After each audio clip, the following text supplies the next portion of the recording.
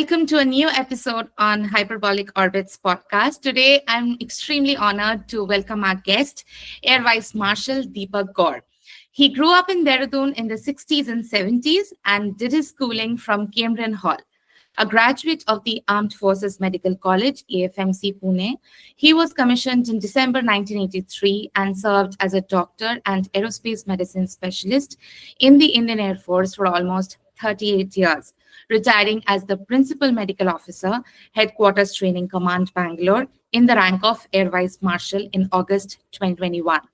He is as proud of his service as Squadron Medical Officer in 4 frontline fighter squadrons of the IAF as he is of commanding 2 prestigious medical units of the Air Force, the Institute of Aerospace Medicine and the Command Hospital Air Force, both at Bangalore. Post-retirement, he and his wife Namrata are settled in Dehradun, where they both enjoy teaching underprivileged school children almost every other afternoon.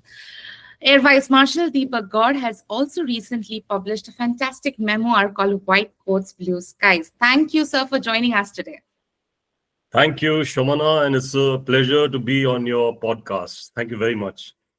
Thank you, sir. So let's begin with understanding what aerospace medicine is. Most of us wonder, what is it? Are they pilots? Are they doctors? So could you please tell us a little more about it? Aerospace medicine specialists are doctors. All doctors are eligible to take up this specialty after having done their MBBS. So in India, we have only one center, the Institute of Aerospace Medicine at Bangalore, where we conduct a 3-year MD course under the aegis of the Rajiv Gandhi University of Health Sciences, which is Karnataka's medical university. A 3-year MD course has been in existence, to my mind, since 1978. Before that, there used to be a diploma in aviation medicine. Now we have been conducting this MD aerospace medicine course. Young doctors are eligible to join. It's primarily for the armed forces, but every year we also have 3 seats, if I'm not mistaken, 3 for civilian doctors. So once doctors write the NEET exam for postgraduate entry, they can choose or opt to take up MD Aerospace Medicine as a specialist course at Bangalore. And after the interviews and medical checkups, they can join the course at Bangalore. For all the civilian doctors who join, there is a mandatory bond which they have to undertake so that they are eligible for and are required to serve as short service commissioned officers in the armed forces. It could be the Air Force or even the Army or Navy, depending on where the vacancies are that particular year.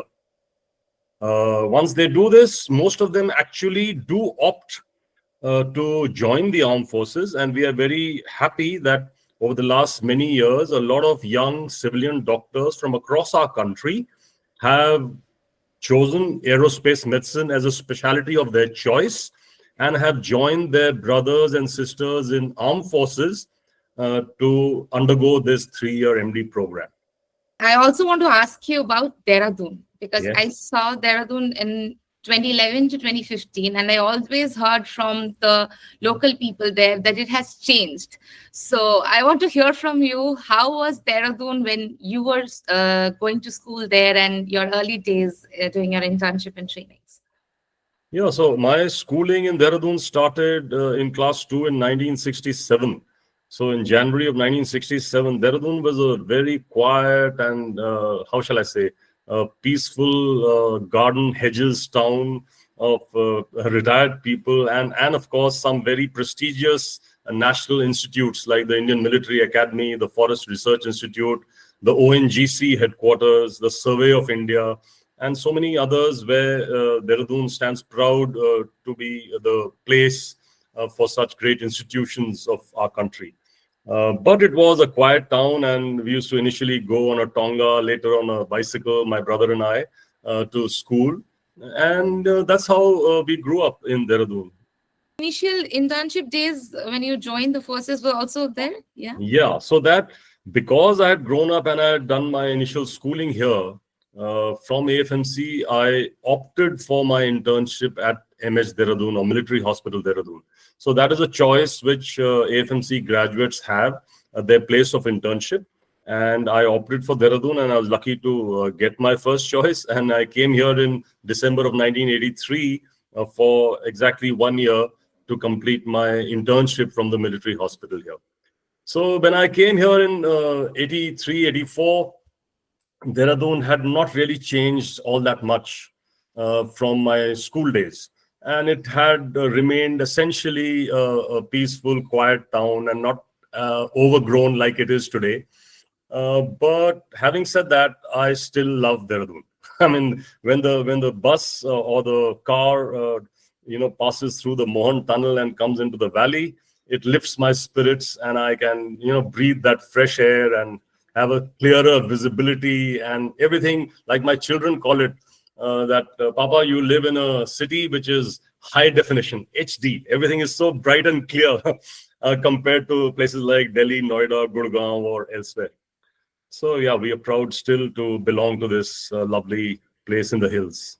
And shifting there from there to, I have a question for you, which is your experience with MiG-21, especially your sortie stories. That is something, if you could tell us a bit more. So I have been the squadron medical officer of 4 frontline fighter squadrons, like you said. 3 of those were MiG-21 squadrons. So I was the squadron doctor for a squadron called the Black Archers in 1986-87. We were in the North Bengal area in Hashimara, and we had a lovely time where I got introduced to the MiG-21 aircraft. I didn't get an opportunity to fly there, but they used to fly regularly through the day and night, and I used to have great times in monitoring the aircraft from the radar controllers cabin, where we had some great radar controllers and air traffic controllers who allowed me to just sit with them and observe how things are happening. And it was a great feeling to be a part of the aviation, scenario on the Air Force Station at Hashimara when I was a young medical officer. Then later I had the opportunity of being the squadron doctor for the Rhinos. Rhinos were those days a great squadron in Tezpur, where they were conducting MiG operational flying training. And that is where I also had my first sortie on the MiG-21 in the winters in Tezpur. So other than that, Tezpur was a very busy airbase. We used to routinely have more than 100 sorties a day. So you can imagine how much of flying was taking place in a station like Tezpur in 1995 to 97 when I was there. We had the MOF2, which is the MiG Operational Flying Training Unit, the larger unit training young fighter pilots. And we had my squadron, the Rhinos. And every instructor used to be, literally biting their nails when the young fighter pilots were coming for their first or second or even third solo landings on the MiG-21 Type 77, because such high speeds of landing and aircraft are not there anywhere else in the world, like the MiG-21 had. And young fighter pilots were being trained on that aircraft, which was an old steed and which has its own challenges because of its age. But nevertheless, we had some brilliant instructors, the fighter pilots who were the instructors in both these squadrons, who I thought did a marvelous job of bringing up and grooming young fighter pilots, then pilot officers, as fighter pilots into the Indian Air Force. So that was my second tenure with the MiG-21s. And then the last squadron medical officer tenure for me was with the Cobras, which was in Ambala, where they had improved upgraded the aircraft from MiG-BIS to Bison with modern radars. And that itself was a big challenge and a great opportunity for pilots to operate this majestic aircraft. So yes, I've grown up with the MiG-21s, with the pilots and the engineers and the whole aviation environment which is there in these bases. And I have really very fond memories of working with them. Oh my God. I can't even say that I can imagine. I can't imagine, but it sounds, how do I say? It sounds otherworldly to me to do this. And sir, I also wanted to ask the IAM Bangalore. It's a Yes. training place for aerospace medicine specialists as well. So, for the OPTRAM course, could you tell us what the course is about and what your role was in designing and coordinating the course? So the OPTRAM stands for Operational Training in Aerospace Medicine. It it was initially planned as a 5-day course. It still retains that characteristic for the initial OPTRAM trainees who have never been exposed to aerospace medicine. And OPTRAM was actually born, if I remember right, somewhere in 2007 or 8, when we are about to commission our high performance human centrifuge. I think, if I remember right, the high performance human centrifuge was commissioned in the Indian Air Force in 2009, March of 2009. So in sometime in 2008, when it was just getting ready, is when we were tasked by the commandant to design a course where we could utilize all the aeromedical simulators which are available at IAM Bangalore, which included the DISO, or the disorientation simulator, spatial disorientation simulator, which was already in existence for the last 3 or 4 years, and the high altitude chambers where we could indoctrinate pilots into hypoxia training and decompression training. Then we had the night vision goggle training area where we could indoctrinate pilots into the effects and the issues or concerns with night vision goggle flying. And then we used to take some didactic lectures for them, which included management of their health, their sleep patterns, and how to generally be on the ball and better fighter pilots. So when the HPHC, or the high performance human centrifuge, was coming into existence, the training on the high performance human centrifuge became the essential or the heart of the course, including, of course, the spatial disorientation simulator and chambers. But the HPHC took away a large chunk of that time of the 5 days which we had for the OPTRAM. And we used to put them through a schedule of gradual increase in tolerating high Gs, and which included at its peak an exposure to 9 Gs for 5 seconds. So the fighter pilots who came and got trained on the centrifuge were proud wearers of a cap which said the 9G Club. And the fighter pilots were then, so much more confident of pulling very high Gs for sustained durations, should that be required in actual combat. For instance, while trying to evade an enemy missile or trying to get behind an enemy aircraft, and basically maneuvering the aircraft at high speeds, whereby pilots get exposed to high Gs. So this whole course then became a very important part of a young fighter pilot's growth in the Air Force. And the operational commanders were convinced that this course was actually proving to be a great benefactor in enhancing aerospace safety, as well as improving pilot performance for actual combat. So in all said and done, the OPTRAM course was,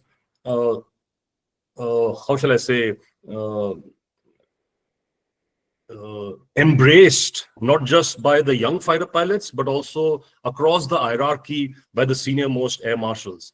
Everyone was convinced of its utility, and so they introduced what was a mandatory requirement for them to undergo this course. And they used to insist that operational squadrons and stations spare these young pilots to come to IAM Bangalore and get trained on the OPTRAM course and go back so much more confident in their own abilities in aerospace medicine and basically in the flying environment. So I thought that by me being given the opportunity to design and even name this course, gave me a lot of satisfaction as to how this course actually became a great buzzword in the Indian Air Force circles. Across crew rooms and bars, people were talking about the OPTRAM course, and that gave me a lot of satisfaction. Of course, the final word was that it actually helped in bringing down the accident rates in the Indian Air Force, which to my mind is a great achievement of the aerospace medicine community, contribution to the Indian Air Force. Then you mentioned the HPHC, the centrifuge. Yes. And I would like to ask you if you could tell us this centrifuge training plays a huge role in training us for G forces, and it's also used for astronauts. Correct. So if you could elaborate more on how the centrifuge training is done and how it is preparing India also to move towards Gaganyaan if we do have astronauts training here. Okay. So the centrifuge is essentially used to train fighter pilots. Fighter pilots, like I said, when they maneuver their aircraft at high speeds, when they take a fast or a rapid turn at high speeds, or try and pull up at high speeds, especially from a dive when the speeds are very high, and they're trying to pull up. Those are the times when they get exposed to high Gs in the head to foot axis, which we call the positive GZ axis. So when that happens, a lot of their blood gravitates towards the lower half of the body and the legs. And so not enough pressure is available for the blood to perfuse our brains, which is above the heart. And this is what causes the problems. So every human being has a particular tolerance to high Gs, typically a relaxed G tolerance about anywhere between 3.5 to around 4.5 G is what a person tolerates, when he's exposed to a high G in this axis. So we, by virtue of having this high performance human centrifuge, are able to train our pilots how to sustain high Gs to a level, like I said, up to 9G 5 seconds or 7G or 8G for a longer duration of time. And simulated air combat maneuvers where Gs are being pulled and then offloaded and pulled again. And we can simulate an actual fighter sortie on the high performance human centrifuge. So the pilot can literally be flying the centrifuge. So he's got the control in his hands, he's got a target aircraft, and he's trying to chase it, and he's pulling the stick as if he's in a real aircraft, and he's pulling high Gs, and he's controlling the kind of Gs that are required to be pulled to keep that target aircraft in sight. So these are the kind of things and we train them with certain breathing maneuvers and certain postures and straining methods so that they are able to sustain these high Gs to the kind of magnitudes and the durations that we want them to. So the HPHC is therefore a great simulator which we have in our institute, which is being used essentially for fighter pilots. You talked about Gagannauts or astronauts. So when a rocket gets launched or when there is a re-entry, that time, if you've noticed, especially when the Axiom 4 went, the seats are all tilted. The seats for the astronauts get tilted so that they are facing this axis. So instead of the G acting from the head to foot, it acts from front to back. And in the front to back, the tolerances are much higher because your brain doesn't get affected. So you get a feeling of compression on the chest, but the ability for the cardiovascular system to tolerate these high Gs is much better. And also we can, the accelerations in a rocket are for a much longer duration, but the magnitude of the accelerations is much lesser than in a rapidly turning fighter aircraft. So that's why for the astronauts and Gaggannauts, we are able to train them in our centrifuge where we can tilt the whole seat gondola complex so that the Gs are replicating what happens in actual space flight. So that is why we are able to use the centrifuge both for training the fighter pilots as well as training the astronauts. Thank you. And I want to ask you, you have also been the recipient of the Ati Vishisht Seva medal.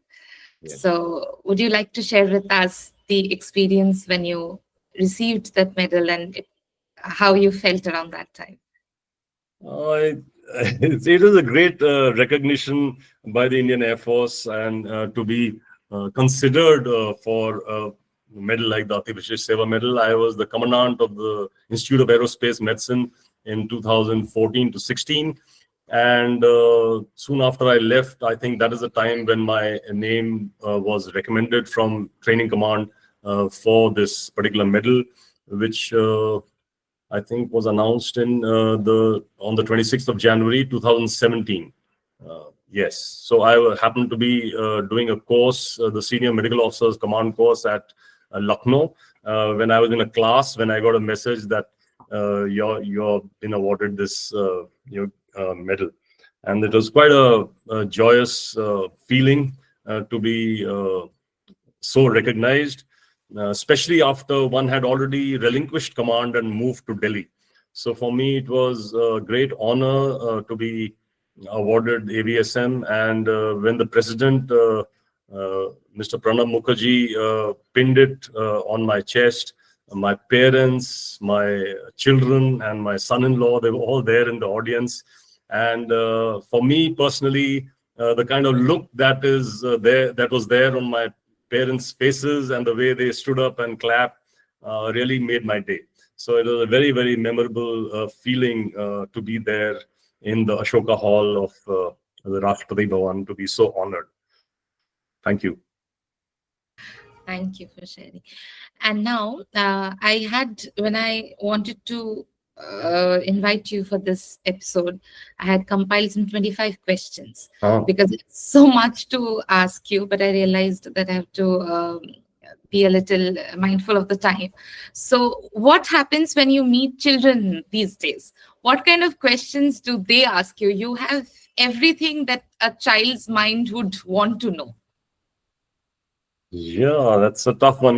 These days in Dehradun, I am conducting these medical exams. We call it the DGCA Class 2 medical exams for young pilot aspirants who want to join civil aviation as commercial pilots. And a large number of young boys and girls come to me to get their medicals done. And more often than not, I'm the first point of contact for this group of young people who come to me. They've not been exposed to the aviation world at all. So other than conducting their medical, I always make it a point to spend some time with them and chat them up about aviation in general and their parents. And I find that these days, young boys and especially young girls are very determined about what they want to do or become. And that is, to my mind, very different from how we used to be when we were their age. So I really feel very happy that here are some young people who are very clear in their minds about why they want to be in aviation. And when I try to gently, deter them sometimes in a way, just to try and test them, challenge them, whether they are really understanding what it means to be an aviator, even in the civil world, I find that most of them are very, very clear-headed. They know exactly what they want to do with their lives and how they are very clear about their abilities to strive, because aviation, you've got to be constantly improving your knowledge about various aircraft and systems and emergencies and handling. It's not that just a glamorous kind of a profession where you just take to the skies and fly and enjoy your, journey and sorties. No, you've got to be very professional. And I find that these young people are, on the ball. They just know exactly that they have to be working. They have to look after their health. Aviators every year, they have to undergo a rigorous medical, and they should look after their fitness. They should look after their sleep patterns, their, limit their use of social media so that they can utilize their rest hours. So I keep questioning them on all this, and I find that most of them, not all, but most of them are very clear that, yes, they want to do this despite the challenges which are there in the profession. Glad that you shared this, because entire career of yours and all your accomplishments have also, it sounds shiny now, but at that time you have also overcome a lot of difficult situations. And Today, yes, I agree. I have a very young cousin too, which is much younger than me, and I see her very different from me. Yeah. She's much more clear about what she wants to do. But what I do see is they're a little scared when it comes to facing challenges. So, what Mhm. would you say from your experience that no matter what challenges come, how do you say would tell them to overcome it? Firstly, if you have the kind of clear vision that you possess when you're joining any profession, then you're already half the battle won. And then, if you keep your mind open and you choose your role models early in life and choose them carefully, and then try and emulate them, I feel that is the way to pursue one's career in any profession. So, early in your lives, in any career that you choose for yourself, uh, select a role model. You know, that role model need not be from your career or profession. No, he or she could be maybe a parent, maybe a friend, maybe a colleague, maybe a senior, more often than not. But I feel that it's sometimes you have to be lucky to come across some people who can be inspiring, and they just happen to be there when you're progressing early in your profession. Sometimes you may not be lucky, and then you have to sort of sometimes you catch hold of a person who is not the right kind of person to emulate, and then you have to jump horses halfway through your career. It can happen, but then maybe it's all for your good, because challenges are what make a person what he or she eventually becomes, and how to convert them into opportunities is up to us.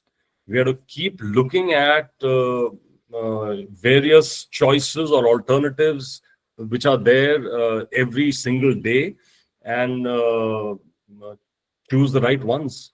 Shamana, before you end, I want to say a few words more about aerospace medicine, the specialty, because that's where you started. And before we end, I must, because if there are young doctors who are watching your show, then I want to just share a few more words for them. So, this specialty, aerospace medicine, like we've talked just a wee bit about it, it's a, how shall I say, a very horizontal or broad-based specialty. So when we are undergoing the training, we are learning a lot about physiology, a little bit about medicine, ENT, ophthalmology, psychiatry, even psychology, and human engineering. That means ergonomics or human factors, how people fit into machines and how you design machines to make people fit into them nicely. Accident investigation. So what I'm trying to say is it's a very, very broad specialty where you have to be a little bit of everything, and that makes it interesting and challenging.